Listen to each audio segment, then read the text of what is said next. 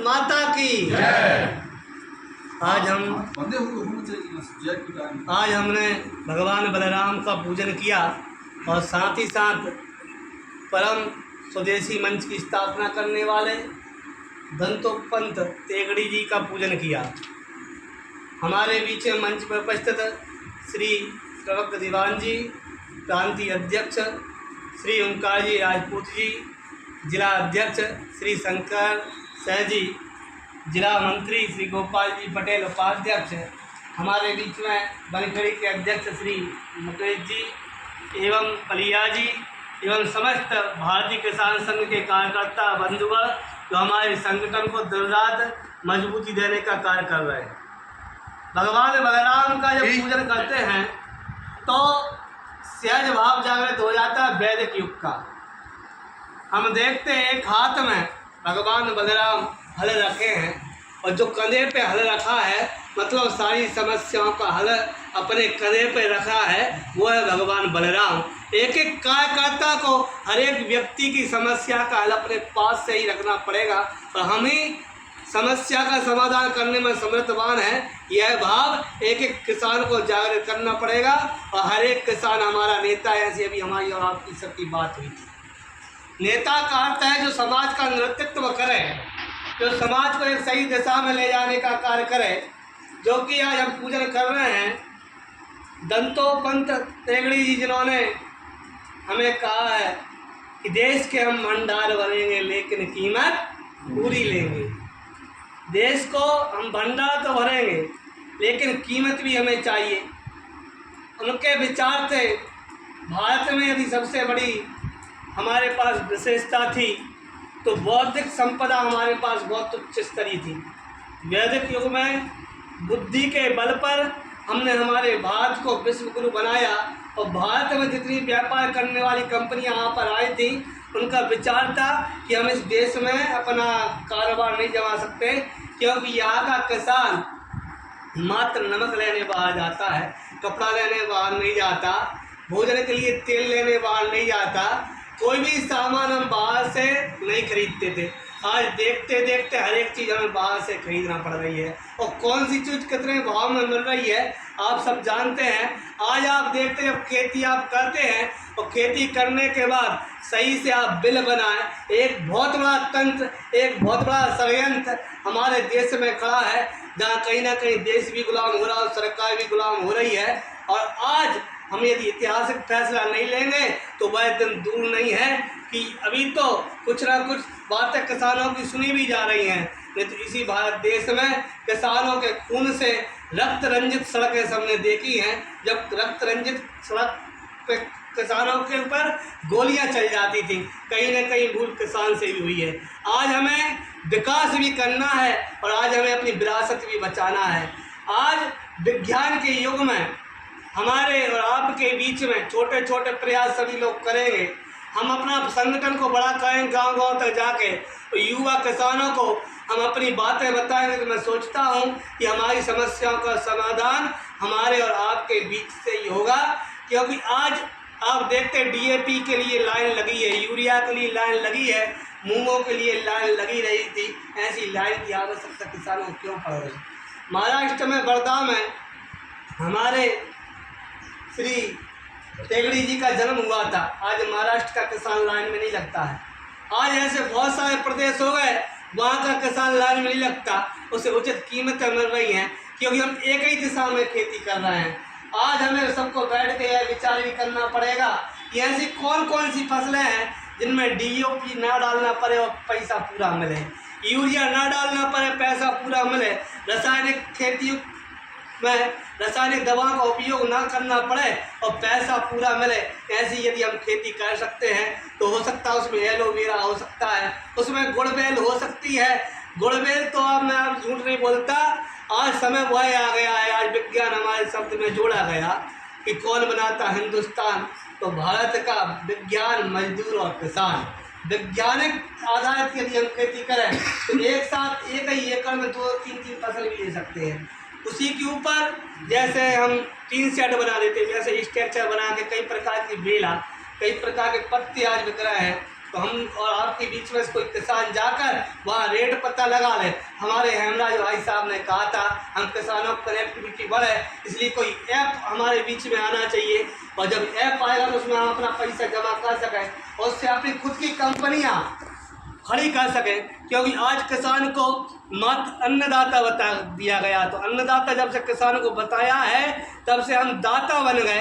अपने आप को हमने सम्मानित महसूस किया कि सरकारें हमसे अन्नदाता कहती हैं, लेकिन हमसे तो अन्नदाता कह दिया गया, लेकिन ये व्यावसायिक ये व्यापारी व्यापार करते रहे, इन्होंने कभी हमारी फसलों की पूरी कीमत नहीं दी। और आज हमको खुद को व्यापारी बनना पड़ेगा, व्यावसायिक बुद्धि हमारे जीवन में लाना पड़ेगा। आज हमारे मात्र पोस्टरों में ना लिखा रह जाए कि गौ आधारित जैविक खेती, गौ आधारित कृषि हम करेंगे, ये मात्र पोस्टर तक सीमित न रहे। आज किसान के घर में हमको गैया लेकर जाना पड़ेगा और स्वदेशी गैया लेकर जाना पड़ेगा। सरकारें बहुत चिंतित है, अनेकों प्रकार के प्रयास कर चुकी हैं। एक प्रयास सरकार का भी आया था कि 25% दूध आप गौशाला में वैसी गैये रखें जो 25% दूध आपका बिके, बाकी अन्य गैये रखें, लेकिन कोई चलाने में सक्षम नहीं हुआ। क्योंकि जो कड़ी है शासन की, वह कड़ी गलत है, नीचे तक की और ऊपर तक की। हमने एक निवेदन किया है भारतीय किसान संघ उस चीज़ को अपने उचित पटल पर रख सके। इससे बढ़िया तो यह है कि भारत के जो किसान हैं, किसान के खाते में सीधा 40 रुपया, चाहे भले उसके यहाँ एक गैया हो, चाहे भले ही उसके यहाँ 2 गैया हो, गो कार्ड एक बना दिया जाए जो आधार कार्ड से लिंक रहे। यदि ऐसा होता है तो 40 रुपया उसके खाते में आएगा, तो मैं मानता हूँ कि हर एक व्यक्ति अपने घर में गैया रखेगा। क्योंकि गैया जब रहेगी 40 रुपया उसके खाते में आएगा, उसकी गैया यदि सड़क पर पाई जाती है तो गो कार्ड से उसका आधार कार्ड दिख जाएगा, क्योंकि विज्ञान का युग है, स्कैन होगा, उसका आधार कार्ड में नाम आ जाएगा। जहाँ में 40 रुपया मिल रहा है, तो यदि हमारी गैया छूटती है तो 100 रुपया हमारी फाइन भी लगे। यह कार्य यदि हो जाता है तो हर घर में गौ माता रहेगी, क्योंकि किसान का घर ही गौ माता का घर है, किसान का घर ही गौ माता का घर है। और 2 शब्द कह के अपनी मालिक, किसान का घर ही अपनी गौ माता का घर है। आज आप बताओ, छोटी सी एक कहानी है कि हमें सबसे पहले सहयोग करने के लिए कौन आया। तो समय से जीव जंतु बैठे हुए, तो उस समय मशीनी युग नहीं था। उस समय की बात है, हाथी ने कहा किसान हम तुम्हारे साथ सहयोग करेंगे। बोले खाओगे क्या? बोले कि हम 1-2 पेड़ रोज खाएंगे। तो कहा तो 1-2 पेड़ यदि रोज खा जाएगा तो हम 4 साल में 1 पेड़ तैयार करते हैं, और 1 पेड़ को तो 1 ही दिन में मिटा जाएगा, तो हमें ऐसा कार्य नहीं करना है, तुम हमारी सेवा नहीं कर सकते। ऊँट ने कहा कि हम करेंगे सेवा, तुम क्या खाओगे? बोले ज़्यादा कुछ नहीं खाएंगे, 1-2 क्विंटल गेहूँ खा जाएंगे, तू भी सेवा नहीं कर सकता। इतने में शेष ने कहा मैं सहयोग करूँगा। शेर ने कहा सहयोग करूँगा। शेष कहा तुम क्या खाओगे? बोले किसान मैं तेरा 1 बेटा रोज खा जाऊँगा। तो बताओ 9 महीना में बेटा होता है, कौन खाने को दे देता? इतने में गौ माता उठ के खड़ी हो गई। गौ माता ने कहा किसान तेरे घर में बेटा होगा तो मेरे भी बेटा होगा, मेरा बेटा तो मेरा दूध पिएगा, लेकिन हो सकता है यदि तेरी पत्नी को दूध ना निकले तो मैं तुझे भी दूध पिलाऊंगी, क्योंकि तू भी मेरा बालक है, और तेरे बेटा को भी दूध पिलाऊंगी। कहा तू खाएगी क्या? बोले मैं कुछ नहीं खाऊंगी, अनाज तुम खा जाना, कूड़ा करकट हमें दे देना। और वही कूड़ा करकट जिसे हम भूसा कहते हैं, वह मात्र आग्रह किया था गौ माता ने, और आज उसी भूसा की किल्लत सरकार के सामने सबसे बड़ी है।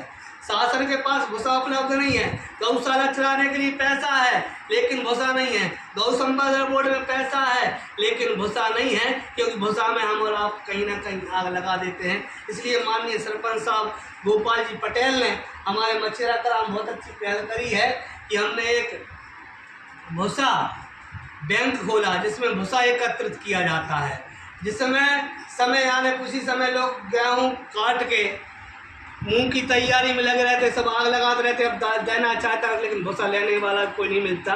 ऐसे में हम छोटे छोटे भूसा बैंक बना सकें जिससे गौ माता पालित पोषित हो सके, और 40 रुपया सीधा यदि किसान के खाते में आएगा तो हर एक किसान हर एक मजदूर अपने घर में गौ माता को बांध लेगा।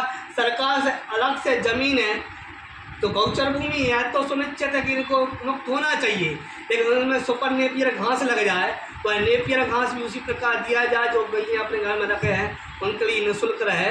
और बाकी एक सेट बनाने की आवश्यकता इन्हें नहीं पड़ेगी, और सेट के लिए अलग से पैसा खर्च करने की आवश्यकता नहीं, अलग से दस्तावेज की आवश्यकता नहीं, मात्र सीधा पैसा किसान के खाते में जाए। और उन्हीं गौ माता के प्रोडक्ट से हम यदि जैविक कंपनियां खड़ी कर सकें, हम जानते हर एक किसान नहीं बना सकता, लेकिन अभी मुकेश जी भाई साहब बता रहे कैसे कैसे खाद बना सकते हैं, उन्होंने जैविक खेती करी भी है, तो वैसी हमारी छोटी छोटी कंपनियां बन जाएं तो किसान को खरीदने की आदत हो गई है। क्या की आदत हो गई है? खरीदने की। यदि पैसा में कोई चीज़ बिकेगी तो लेके आकर डाल तो सकता है, लेकिन घर में बना नहीं सकता। घर में बनाने के लिए उसे बहुत समय लगने वाला है, ये बात हम जानते हैं। तो इसीलिए हम वैसे फैक्ट्रियाँ डालें। वृक्षारोपण के लिए हमारा बहुत अच्छा किसान संघ में चल रहा है, तो वृक्षारोपण में यदि हमारे यहाँ खेत है, खेत पर मेड़ है, तो उसी मेड़ में यदि एक नींबुआ का पेड़ लग जाए तो मैं नहीं मानता हूँ 5,000 का तो उसमें नींबुआ ही निकल जाएगा एक पेड़ में। उसमें कोई यूरिया नहीं डालना पड़ा, कोई DAP नहीं डालना पड़ा, कोई रासायनिक चीज़ें नहीं डालना पड़ा। रासायनिक खेती की आवश्यकता पड़ी है भारत को नहीं है। रासायनिक हथियार की आवश्यकता पड़ी भारत को, और भारत को नहीं है। लेकिन विदेशी नीति चाहती भारत में युद्ध हो, भारत में गृह युद्ध हो, भारत का विदेशों के साथ युद्ध हो। जब तक युद्ध नहीं होगा तो हथियारों की आवश्यकता क्या है आप बताइए?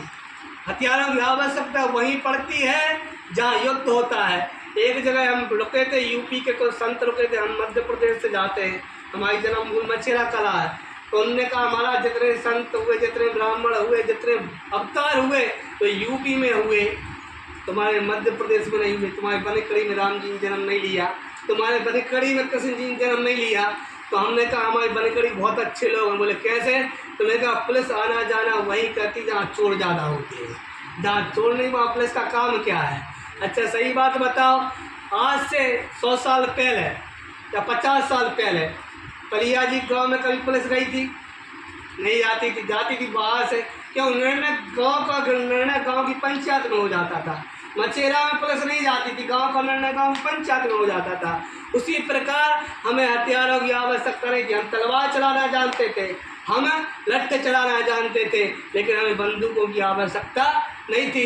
आज बंदूक में रसायन है, उसी रसायन से यदि मारो तो आदमी मर जाता है।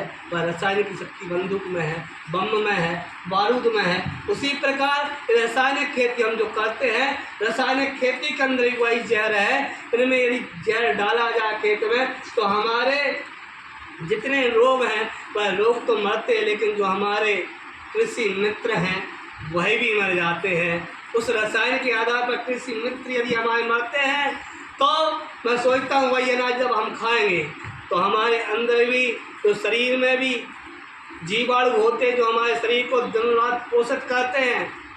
यदि वो उनकी कमी हो जाए, शरीर में कैंसर हो जाता है, उनको मारने में भी यही दवाई कार्य करती है। तो फिर हम जब यह भोजन करके फिर जब बीमार होते फिर आ जाते हैं डॉक्टर के पास, तो डॉक्टर अलग लूटता है, ऑपरेशन करने वाले अलग लूटते हैं। तो आज हमें बचाना है तो प्रकृति को भी बचाना है, गौ माता को भी बचाना है, किसान को भी बचाना है, अपने देश को भी बचाना है। उचित मांग हम करें, उचित फसल हमारी बिके, लेकिन कहीं ना कहीं परिवर्तन हमारे और आपके बीच में ही लाना पड़ेगा। आज DAP के लिए हम लड़ रहे हैं, यूरिया के लिए लड़ रहे हैं। आज हमें एक बात और किसान संघ के माध्यम से हमारी जाना चाहिए, जैसे एक बहुत अच्छी बात अभी चल रही है कि कोर्ट में अब फैसला होंगे तो इंग्लिश में वकील नहीं बोलेगा, इंग्लिश में जज नहीं बोलेगा, हिंदी में बोलेगा। यदि अब पढ़ाई होगी तो डॉक्टरी की पढ़ाई भी हिंदी में होना चाहिए। ऐसी बहुत संगठन मांग कर रहे हैं। उसी प्रकार हम भी मांग करें कि यदि जो बाज़ार में हमारी जो दवाइयाँ बिक रही हैं इनमें कितना जहर मिला है, कितने प्रतिशत जहर मिला है, ये सब हिंदी में लिख के आए। तो कौन कौन सी देश से हमारे देश में आ रही है, ताकि हमें यह पता लग सके कि कौन सा देश हमारा मित्र है, कौन सा देश हमारा दुश्मन है। हम किस देश की दवाई अपने खेत तक डाल रहे हैं, और उन्हीं बीच में कोई दवाई ऐसी भी आई, वो कपूरी से बन के आई, कोई नर्मदापुरम से बन के आई, तो हम पढ़ सकेंगे। हर एक किसान ज़्यादा पढ़ा लिखा नहीं होता। जब किसान मूँग खरीदी की बात आई थी, मात्र किसान को दोषी ठहराया गया। उस समय हमने एक बात कही थी, आपने वीडियो देखा होगा, ऑडियो देखा होगा, से मोहन जी से बात हुई थी, दीवान जी से बात हुई थी। हमने कहा यदि हमारी मुंह नहीं खरीदती तो हम उन कंपनियों के विरोध भी कार्रवाई करेंगे जो कंपनियां हमारे घर तक आती हैं और भोले वाले किसानों को डलवाती दवाइयाँ। ऐसी कंपनियां क्यों यह नहीं बताती कि ये दवाई डालने से हमारी इस कीमत पे मूंग बिकेगी, इस कीमत पे गेहूँ बिकेगी, और ये अपन से पूरी कीमत लेते हैं। यदि उनमें 1900 लिखा है तो 1900 से 1 रुपया भी कम नहीं करेंगे, 2000 लिखा 2000 से 1 रुपया भी कम नहीं करेंगे। और इनकी वजह से हमारी यदि मूंग नहीं बिकती तो हम कार्रवाई इनके ऊपर भी करवाएंगे और इन कंपनियों के खिलाफ भी हम कोर्ट में जाएंगे। ये बात हमने रखी थी। और हम सभी को जैविक खेती के लिए भी आगे बढ़ना है, DAP यूरिया धीरे धीरे कम करना है। और मंदसौर में ऐसी बहुत सारी मंडियाँ खुल रही जहाँ जड़ी बूटियाँ हम खरीद रहे हैं, तो ये सब चीज़ें हमें लग रहा है किन किन चीज़ों में DAP नहीं डालना है, यूरिया नहीं डाला जाना, रासायनिक खेती नहीं, रासायनिक पदार्थों की आवश्यकता नहीं है। तो हम उसका एक पर्चा बनाएंगे जब हमारी बैठकें होंगी और उनको बिकवाने की जिम्मेदारी हम लेंगे। किसानों से गुड़बेल बिकवाने की जिम्मेदारी हम लें। जिस प्रकार व्यापारी हमारे बीच से कमा रहा है तो क्यों ना कोई किसान ही हमारे बीच से कमाए। यह कार्य किसान को ही मिलना चाहिए। भगवान बलराम की जय।